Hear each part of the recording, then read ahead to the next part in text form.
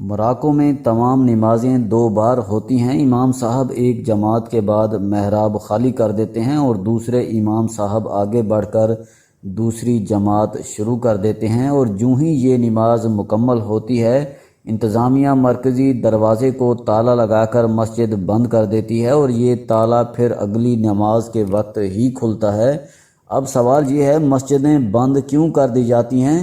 جواب بہت دلچسپ ہے۔ مراکش کے لوگ سمجھتے ہیں جو مسلمان نماز کے لیے بھی ٹائم پر مسجد نہیں پہنچتا اس کے لیے مسجد نہیں کھلنی چاہیے، وہ جماعت کے بغیر اللہ کے گھر سے باہر نماز پڑھے۔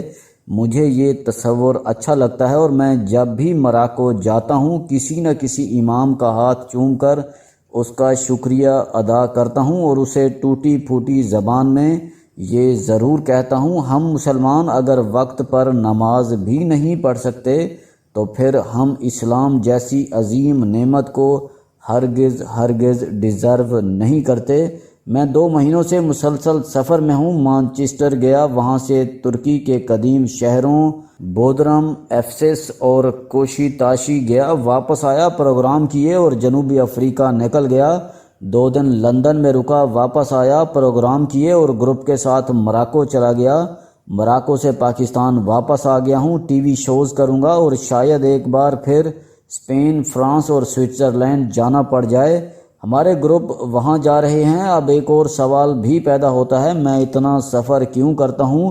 مجھے اتنا وقت اور پیسہ برباد کرنے کی کیا ضرورت ہے؟ میں ٹانگیں لمبی کر کے اپنے گھر میں پراٹھے اور چکن کڑھائی انجوائے کیوں نہیں کرتا؟ سیدھی بات ہے، سفر میرا استاد ہے، یہ نہ ہوتا تو میں آج مکمل واہیات بغلول ہوتا اور دوسروں سے پوچھتا پاکستان کا کیا بنے گا۔ اللہ تعالیٰ نے رحم کیا اور اس نے اس راستے پر ڈال دیا جو اس کی کائنات کی طرف جاتا ہے اور جس میں علم بھی ہے، مشاہدہ بھی، سکون بھی، خوشی بھی۔ میں سفر کا بہت بڑا وکیل بھی ہوں۔ میرا دعویٰ ہے آپ کسی بھی مسئلے کا شکار ہوں، رزق کی تنگی ہو، علالت ہو، ٹینشن ہو، فیملی لائف ڈسٹرب ہو، بچوں کے مسائل ہوں، علم کی کمی ہو یا پھر آپ خود سماجی لحاظ سے پست سمجھتے ہوں، آپ بس سفر پر نکل جائیں، انشاءاللہ آپ کے مسائل حل ہو جائیں گے۔ آپ نئی زندگی، نئے آئیڈیاز اور نئی توانائیوں کے ساتھ لوٹیں گے۔ اللہ تعالیٰ نے 1,24,000 انبیاء اتارے، یہ تمام سیاہ بھی تھے۔ یقین کریں انسان جب تک اپنے کنویں سے باہر نہیں آتا اس پر اس وقت تک علم مہربان نہیں ہوتا۔ ہندوستان میں اسلام صوفیاء کرام نے پھیلایا تھا اور صوفیاء کرام بھی سیاہ تھے۔ یہ اللہ تعالیٰ کی زمین سے علم کا رزق چنتے چنتے اچ شریف، لاہور، دہلی اور اجمیر شریف پہنچے اور وہاں دین کی مشعل جلا دی۔ چنانچہ کہنے کا مطلب یہ ہے آپ سفر کریں، آپ کی پوری شخصیت بدل جائے گی۔ ہم 35 لوگوں نے مراکو کا سفر کیا، یہ سب ایک دوسرے سے مختلف تھے، ان میں خواتین بھی تھیں، جوان بھی، بزرگ بھی اور علیل بھی، ان میں بزنس مین بھی تھے، صنعت کار بھی، ڈاکٹرز بھی، تاجر بھی اور ملازمت پیشہ بھی، اور ان میں مذہبی بھی تھی اور دنیا دار بھی۔ یہ ہمارا 37واں ٹور تھا۔ ہم نے ان ٹورز کی بنیاد پر کچھ نتائج اخذ کیے ہیں۔ مثلا ہم پاکستانی پریشان قوم ہیں اور ہمارے پاس ہماری پریشانیوں کی کوئی ٹھوس وجہ موجود نہیں۔ آپ ککھ پتی اور ارب پتی دونوں کو اکٹھا بٹھا دیں، آپ کو دونوں کے چہروں پر پریشانی اور سٹریس دکھائی دے گا۔ ہم لوگ سب کچھ ہوتے ہوئے بھی کیوں پریشان ہیں؟ شاید شکر کی کمی، ایکسرسائز اور بلا ضرورت مقابلے نے ہمیں پریشان قوم بنا دیا ہے۔ دوسرا، ہم دوسروں کے ساتھ گھلنے ملنے میں بھی صدیاں لگا دیتے ہیں اور یہ ہمارے سٹریس کی بڑی وجہ ہے۔ گروپ کے شروع میں زیادہ تر لوگ ایک دوسرے سے کھنچے ہوئے رہتے ہیں، لیکن پھر ایک دوسرے سے گھلتے ملتے ہیں اور تیسرے دن ان کے چہروں سے سٹریس غائب ہو جاتا ہے۔ مائنڈ چینجر میں ہر ہفتے سٹریس مینجمنٹ کے لیے درجنوں لوگ آتے ہیں اور میں ان سے صرف ایک سوال پوچھتا ہوں، آپ نے آخری مرتبہ نیا دوست کب بنایا تھا؟ 100% لوگوں کا جواب ہوتا ہے 10-15 برس قبل، اور میں انہیں ایک فکر میں علاج بتا دیتا ہوں، آپ لوگوں سے دور ہیں اس لیے سٹریس میں ہیں، آپ نئے لوگوں سے ملتے رہا کریں، آپ کو خوشی مل جائے گی۔ ہمارے گروپوں میں بھی لوگوں سے مل کر خوش ہو جاتے ہیں اور چند ماہ بعد ایک دوسرے کے رشتہ دار بن جاتے ہیں۔ تیسری چیز، ہم سماجی لحاظ سے دنیا سے بہت پیچھے ہیں۔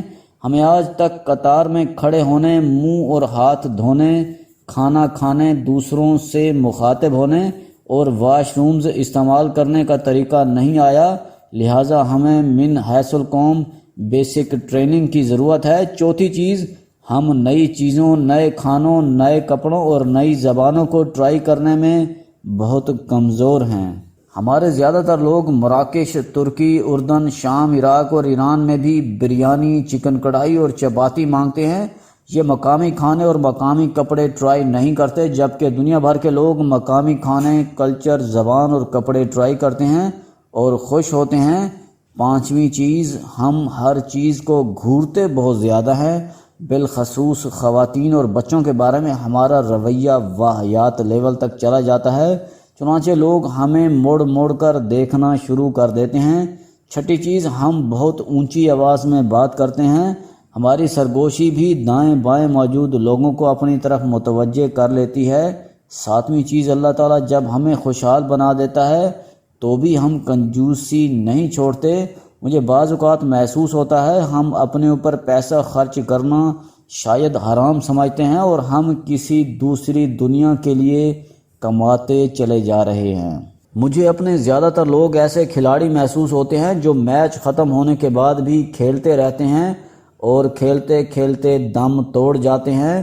ہمیں شاید آج تک کسی نے نہیں بتایا ہمیں کتنی دولت چاہیے اور زندگی کے کس موڑ پر پہنچ کر ہمیں کام بند کر دینا چاہیے۔ اور آٹھویں چیز، ہم سنتے نہیں ہیں اور اگر سنتے ہیں تو سمجھنے کے لیے تیار نہیں ہوتے۔ ہم سوال کرتے ہوئے بھی شرماتے ہیں اور اگر سوال کریں گے تو بھی سرگوشی میں اور دائیں دیکھ کر کان میں پوچھیں گے۔